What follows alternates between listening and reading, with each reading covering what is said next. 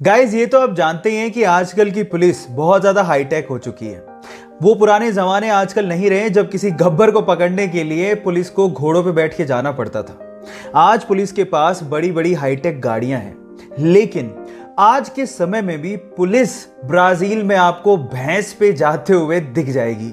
जी हाँ, आप ठीक सुन रहे हैं, उनका साधन एक भैंस है। कितनी अजीब लगती होगी ना, लेकिन उसके पीछे का भी एक रीजन है। जब वहां की पुलिस को अमेज़न के जंगलों में जाना होता है तो भैंस से अच्छा कोई साधन ही नहीं है, क्योंकि भैंस इतनी आसानी से फिसलती नहीं है। हालांकि थोड़ा ऑकवर्ड है, लेकिन यही सबसे अप्रोप्रिएट है। ये फैक्ट जान के आपको कैसा लगा, चैट सेक्शन में लिखना मत भूलिएगा। गाइस, क्या आपको पता है कि भूटान इको फ्रेंडली कंट्री होने के साथ साथ पूरी ही दुनिया की इकलौती कार्बन नेगेटिव कंट्री भी है। पर सवाल यह है कि आखिर कार्बन नेगेटिव कंट्री होती क्या है। डोंट वरी, मैं आपको बताता हूं। इसका मतलब यह है कि भूटान जितनी CO2 प्रोड्यूस करता है, उससे कहीं गुना ज्यादा वहां के फॉरेस्ट CO2 को एब्जॉर्ब कर लेते हैं, जो कि हमारे एनवायरनमेंट के लिए बहुत अच्छी बात है।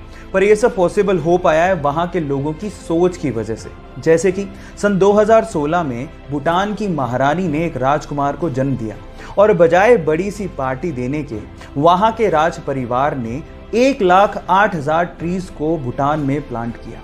कितनी अच्छी सोच है ये। आपका इसके बारे में क्या विचार है, चैट सेक्शन में लिखना मत भूलिएगा। आप लोगों ने अपनी साइंस की किताबों में एटम के बारे में ये तो पढ़ा होगा कि एटम के 3 बेसिक पार्टिकल्स होते हैं, इलेक्ट्रॉन, प्रोटॉन और न्यूट्रॉन। लेकिन इंटरेस्टिंग स्टोरी है इनकी डिस्कवरीज को लेके।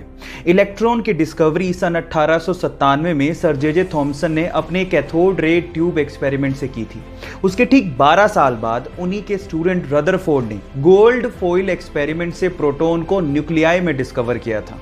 और फिर उसके बाद सन 1932 में रदरफोर्ड के स्टूडेंट जेम्स चैडविक ने न्यूट्रॉन को डिस्कवर किया था।